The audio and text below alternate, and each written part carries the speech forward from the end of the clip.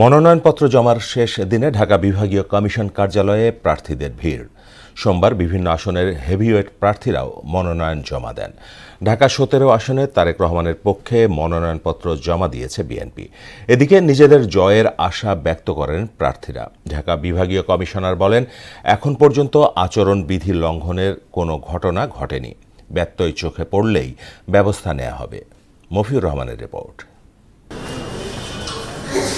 ত্রয়োদশ জাতীয় নির্বাচন ঘিরে মনোনয়নপত্র জমার শেষ দিনে উৎসবমুখর ঢাকা বিভাগীয় কমিশনার কার্যালয়। সোমবার নিজেদের মনোনয়নপত্র জমা দেন বিএনপি, জামাত, এনসিপি সহ বিভিন্ন দলের প্রার্থীরা। জমা পড়ে স্বতন্ত্র প্রার্থীদের মনোনয়নপত্র।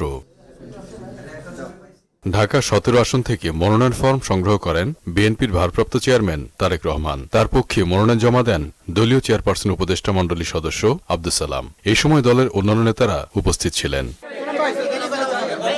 আব্দুস সালাম বলেন, দলের সিদ্ধান্ত অনুযায়ী তারেক রহমান ঢাকা ১৭ আসন থেকে নির্বাচনে লড়বেন। দেশে গণতন্ত্রকে ফিরে আনার জন্য, দেশে একটি স্থিতিশীল পার্লামেন্টের ডেমোক্রেসি ফিরে পাওয়ার জন্য, দেশকে উন্নয়নের ধারে নিয়ে যাওয়ার জন্য আগামী দিনে তারা দেশনায়ক তারেক রহমানের পক্ষে ঢাকা ১৭ ধানের শীষে ভোট দিয়ে তাকে বিপুল ভোটে নির্বাচিত করবে।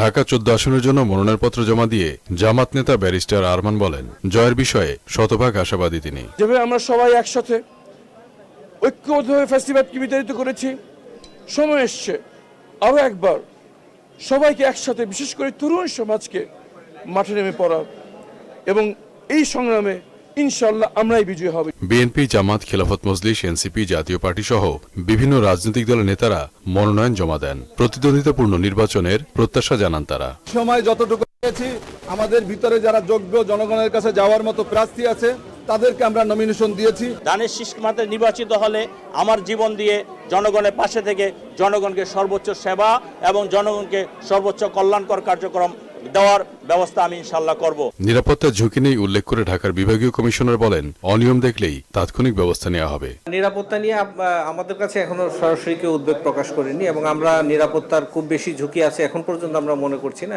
আমি অত্যন্ত আশাবাদী যে আগামী নির্বাচনটা আমরা অত্যন্ত শান্তিপূর্ণ এবং সুষ্ঠুভাবে ইনশাআল্লাহ করতে পারব। নমিনেশন জমা দেওয়ার ক্ষেত্রে আচরণবিধি লঙ্ঘনের কোনো ঘটনা ঘটেনি বলেও জানান তিনি। প্রত্যেকে আচরণবিধি মেনে। মফিউর রহমান, মোহনা সংবাদ, ঢাকা।